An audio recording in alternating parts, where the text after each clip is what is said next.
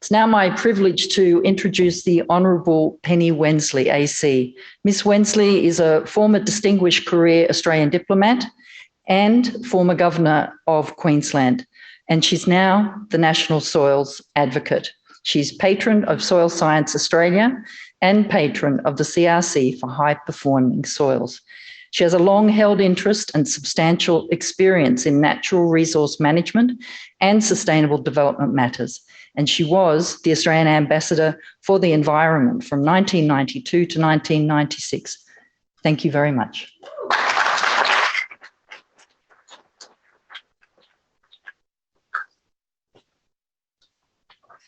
I join others in acknowledging the traditional owners of the lands where we meet and the custodians of what is the world's oldest continuous living culture. And I'd like to express particular thanks to Namri Elder, Uncle Shane Mortimer, for what was a truly eloquent and informative welcome to country. Good morning, everybody. We're still morning? Yes. Morning to those here in person and those joining online. And thank you, Robyn, for the nice introduction. It is a pleasure to be here in the headquarters of Australian Science and to have the opportunity to attend this important, much delayed, much anticipated conference on making Australian agriculture sustainable, and in particular to contribute to this, in part, I guess, scene-setting panel on Australia's soil, water and vegetation as key strategic assets. I thank the conference organisers for the invitation to do so, and I compliment them on the work that they have done under your leadership, Jenny, and your team in putting together such a truly excellent program. Sometimes conferences like this are a bit patchy, but we are going to have sustained good discussion and presentations through these 2 days. So thank you. As Australia's National Soils Advocate, it's not going to surprise anyone that of that trio of soil, water and vegetation, I want to concentrate my remarks on soil. But I also want to focus on the descriptor language that these things are, quote, key strategic assets. While it might have smacked to some that this was a catchy title dreamed up by conference planners, in fact, this strong and very deliberately chosen language signifies an important change that is underway in thinking and talking about our natural resources and the way that they should be, the way they need to be managed, if we are going to make not only Australian agriculture sustainable, but our way of life. It's also language that was used by, advocated by Australia's first National Soils Advocate, and I'll talk a bit more about that later. With a hot war unleashed and raging in Ukraine, China's expansion in our region and the looming federal election intensifying discussions about defence and national security, understandably, I think that if you stopped somebody in the street today and you asked them to name Australia's most important strategic assets, I suspect a good many people would probably respond in military terms, listing things that protect us, that keep us safe, or perhaps thinking about critical infrastructure that itself needs to be protected. Others, financiers, economists, business people, farmers, are more likely to think in economic terms about the resources, the products, the commodities that we have that deliver wealth and prosperity to the nation, about the things that we have in abundance, like our mineral resources of iron ore, coal, gold, or our reserves, which are the 6th largest in the world, of rare earths used, and here's the key word, for strategically significant products. They might think about things that we export to the world and where we have competitive advantage, with Australian agriculture an obvious standout in this regard. They might think about things that bring people to Australia, our education and our tourism sectors, our iconic natural features like the Great Barrier Reef. Few would deny that any of those things are key national assets, but how many, I wonder, would identify soil, water, and vegetation as key assets of comparable importance to the nation as the other things that I've listed? No doubt, a good number in this room, interested and online, interested and involved with environment and sustainability issues and with agriculture, might give you that answer, but not very likely our average citizen in the street. Why? Because the systems that sustain life on Earth, although increasingly, and as we've heard and we'll keep hearing, under threat and under pressure, have largely been taken for granted. This is especially the case with soils. Soil scientists, ag scientists, agronomists, and those working in related fields have long lamented that soil is the forgotten resource, the treasure beneath our feet that is unseen, ignored, unnoticed, and that the critical role, the vital role that soil plays in underpinning food production, supporting biodiversity as part of the carbon cycle and the water cycle, has been underappreciated and undervalued by policymakers and by the wider community, as has the need to commit the imperative to commit resources, effort to restore and maintain the health of Australia's soils. Happily, this is changing. A new energy is attaching to the subject of soils and soil management as awareness grows, and that's based also as knowledge has been growing of the extent of services that soils provide and the roles that soils can play in securing national productivity and prosperity, and in meeting the challenges of food security and climate change. We've already heard something of these issues this morning. We'll be hearing considerably more on these subjects through the conference.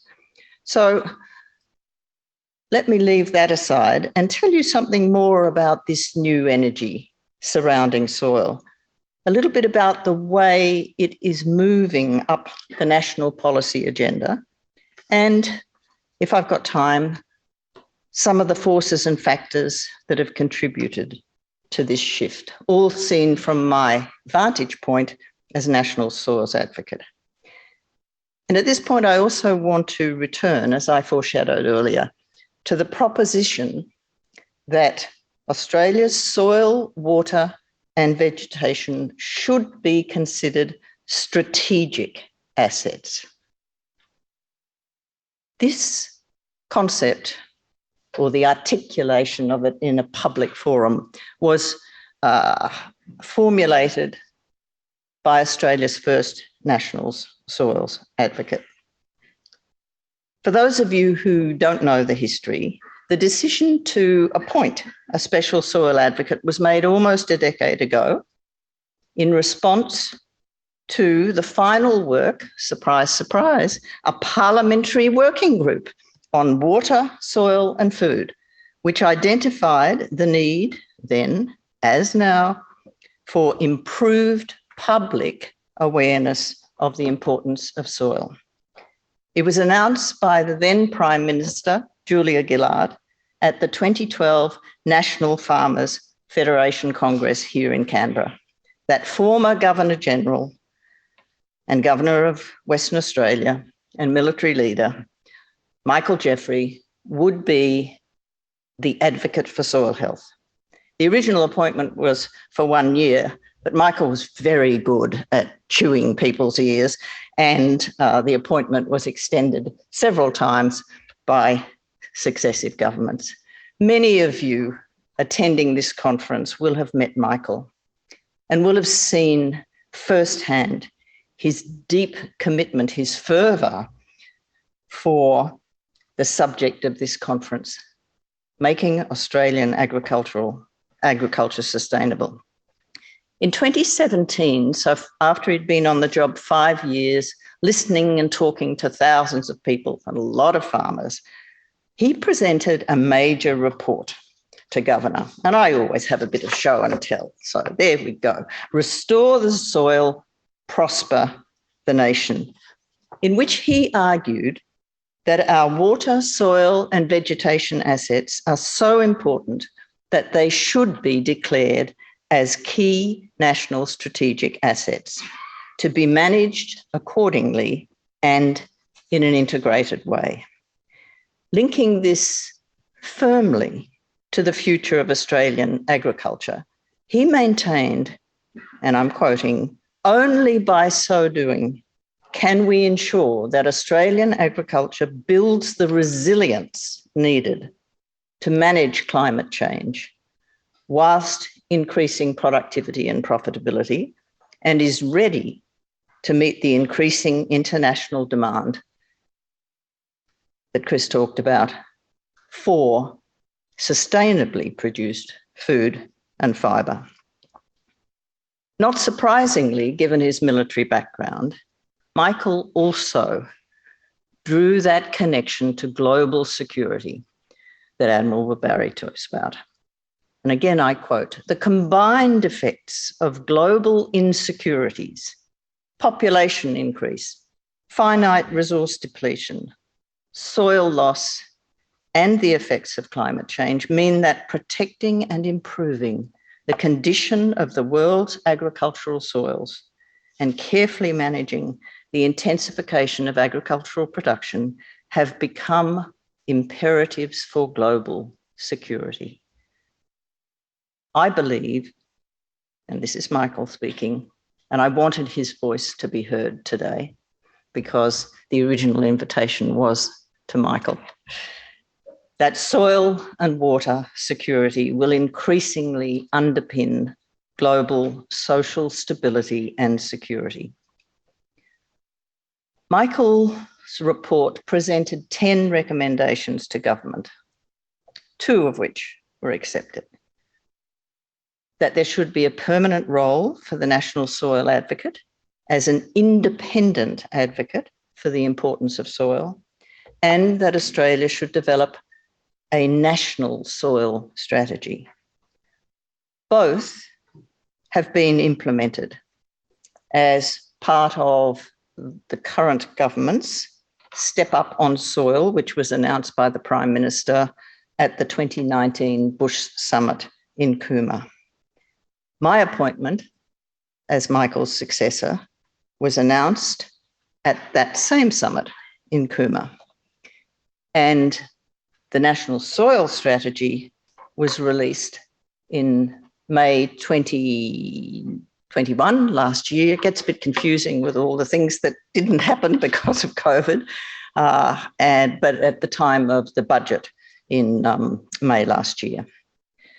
This National Soil Strategy, very nice little book, was developed in collaboration with all state and territory governments It was informed by my advice, again, as an independent advisor and advocate, and that of other stakeholders working in the fields of soil science and land management. It is genuinely Australia's first national policy on soil. It presents a 20-year vision for the way that Australia will value, manage, and improve its soil for the next 20 years. It has 3 key goals, and there is a fair bit of bureaucratic jargon in here. We got a lot of it out, but it's inevitable in these sorts of reports. But I think those 3 goals are pretty good. Prioritise soil health, empower soil innovation and soil stewards, and strengthen soil knowledge and capability. It is actually a clear, readable document, which I commend to you if you haven't had a look at it. There's no time for me to go into detail, but I want to draw attention in particular to the overarching statement on the importance of healthy soils. The National Soil Strategy states healthy soils are central to delivering resilience to climate change and natural disasters, to meeting our emission reduction targets, to growing our agriculture industries, and securing human health, food and water security, biodiversity, and economic growth. And to the vision, which sits on the front of, or the very beginning of it, our vision, and there is a wonderful, wonderful image. I don't know whether you can see, given what we've been talking about in terms of Indigenous land management, but a wonderful image accompanying it. And the vision for the strategy is that Australia's soil is recognised and valued as a key national asset by all stakeholders. It is better understood and sustainably managed to benefit and secure our environment, economy, food, infrastructure, health. This is where the list got a bit long and the wordy, but health, biodiversity, and communities now and in the future. I think Michael would have been very pleased.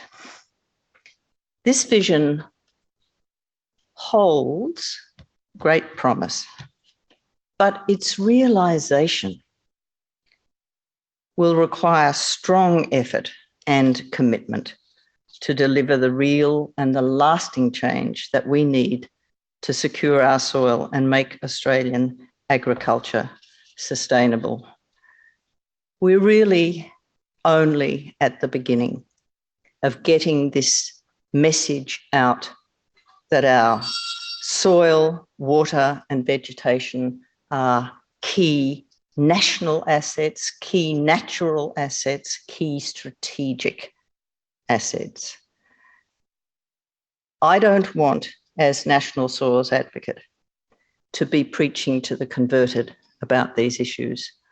I want to draw in and engage those who are not persuaded of these realities, so that when that question is put to the man, the woman in the street, what do you think are our key national security assets? We'll get a different answer next time. Thank you.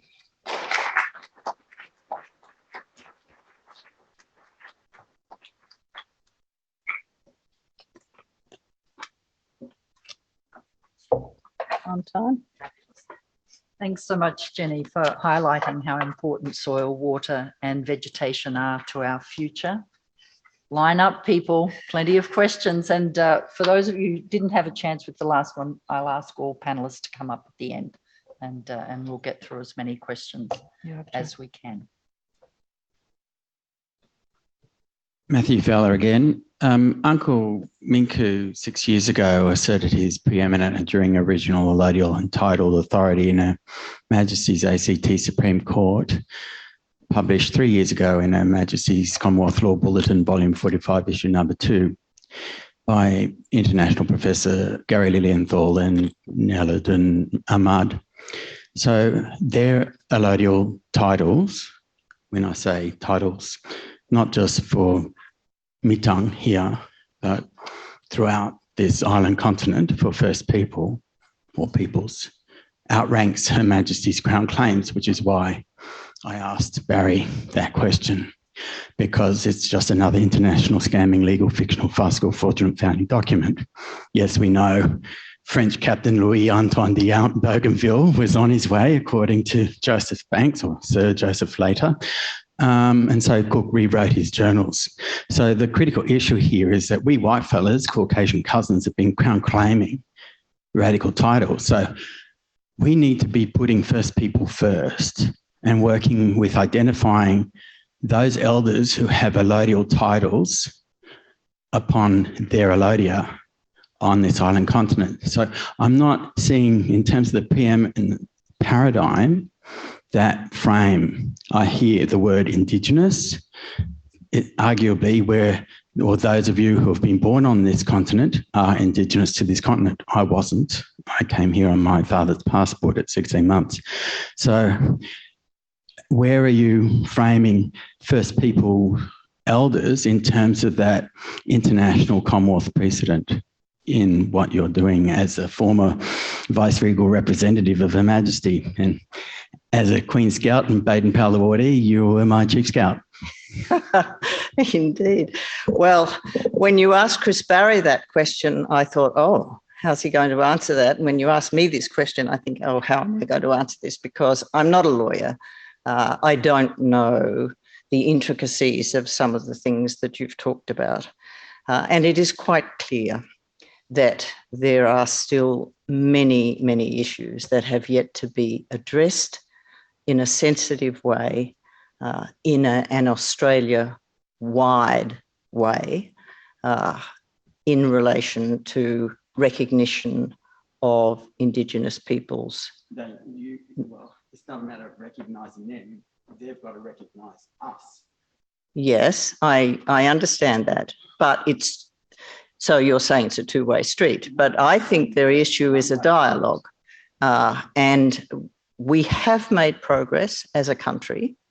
The reason that I particularly used the words eloquent and informative when I thanked Shane was because too often still, when people do acknowledgements to country, it's glib and it doesn't sound sincere.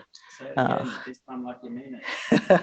And I believe that I have seen actually over the last dozen years a shift towards a better understanding, but we are still a long way away from it. And so that advocates like yourself who raise the issues, I think very important. And I think everybody has a responsibility to try personally, in the same way that we've been urged to try things personally in relation to the subjects we're talking about at this conference, to make it their business to make a difference in this area. Thank you. Thank you very much. Yes. As I mentioned, we'll ask all speakers to come up to the end to make sure that we don't miss out on any key questions. I'm delighted now to introduce to you Walter Yeni. I practiced getting